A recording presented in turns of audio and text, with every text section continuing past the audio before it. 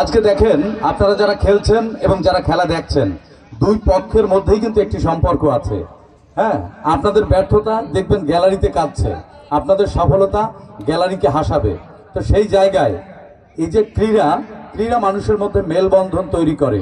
আর ক্রীড়ার সবচেয়ে যে গুরুত্বপূর্ণ জায়গাটি সেটি হচ্ছে একটি সমাজ বিনির্মাণে, মেধার বিকাশে, আগামীর যে প্রজন্ম, আগামীর যে বাংলাদেশ, সেই বাংলাদেশ নির্মাণে ক্রীড়ার কোনো বিকল্প নেই। একটি শিশু বা একটি কিশোর সে যদি মাঠমুখী না হয় দেখবেন সে ঘরকুনো হয়ে যায়, সে অসামাজিক হয়ে যায়। ক্রীড়া মানুষকে সামাজিক করে তোলে, ক্রীড়া মানুষকে মানুষের প্রতি মানুষের ভ্রাতৃত্ববোধ সম্পর্ক তৈরি করে। এবং আজকে আমার সত্যিই ভালো লাগছে যে পিরোজপুর বাংলাদেশের মধ্যে সবচেয়ে অবহেলিত জেলাগুলোর মধ্যে একটি, সেই পিরোজপুরের মাটিবাঙ্গার মতো জায়গায় একটি ক্লাব আছে, যে ক্লাবের সদস্যরা, এই ক্লাবের খেলোয়াড়রা তারা জার্সি পরে খেলছে। এটি কিন্তু ভাবা যায় না বাংলাদেশের এখনো অনেক জায়গায় এরকম সৌন্দর্য, এরকম যে কোনো ক্লাবের যে ক্রীড়া প্রতিযোগিতা বা ক্রীড়া অনুষ্ঠান এত সুশৃঙ্খল, এত সুন্দরভাবে হয়। আমার বাংলাদেশের প্রত্যেকটি গ্রামে পা পড়েছে পেশাগত দায়িত্ব পালন করতে গিয়ে। আমি বাংলাদেশের প্রত্যেকটি গ্রামে গিয়েছি।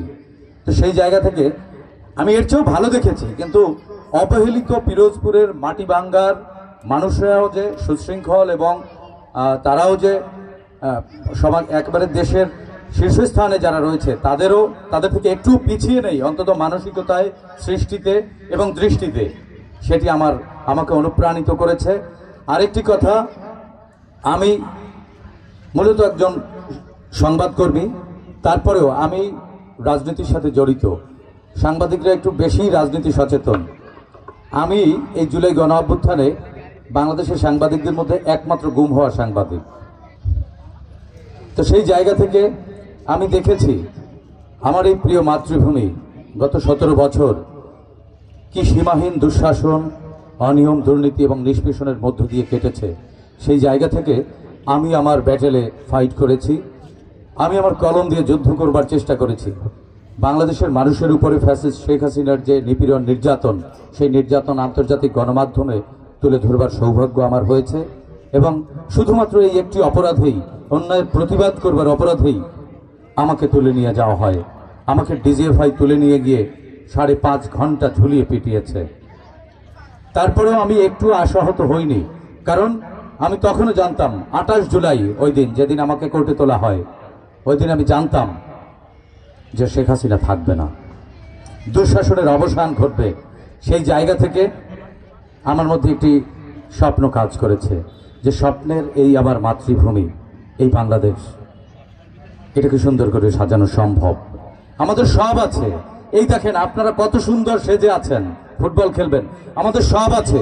শুধুমাত্র আমাদের মানসিকতার পরিবর্তন করতে হবে, আমাদের দৃষ্টিভঙ্গি বদলাতে হবে, আমাদের নিজেদের বদলানোর সিদ্ধান্ত নিতে হবে। রাজনীতি থাকবে, গণতন্ত্রে কিন্তু বহু মত, বহু পথ, সবকিছু থাকবে।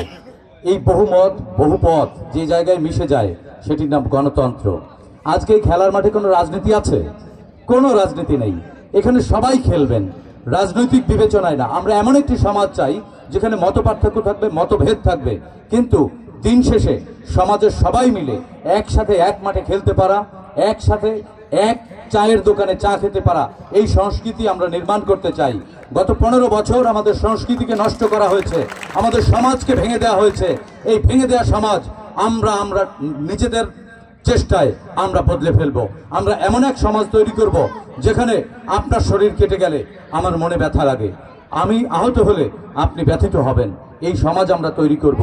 এবং আজকে যারা আগামী নতুন প্রজন্ম যারা রয়েছেন তাদের প্রতি আমার অনুরোধ, আপনারা ইউটিউব, ফেসবুক বাদ দিয়ে খেলার মাঠমুখী হন। খেলার মাঠ আপনাকে বিশ্ব দরবারে তুলে ধরবে। খেলা মানুষকে বিশ্ব নাগরিক হিসেবে গড়ে তুলতে পারে। আপনি ফুটবল না, আপনি যে কোনো খেলা খেলেন, স্পোর্টস আপনাকে ইন্টারন্যাশনাল সিটিজেন তৈরি করবে। আমাদের এই মাটিবাঙ্গা থেকে আগামী এই মৌসুমে আমরা দেখতে চাই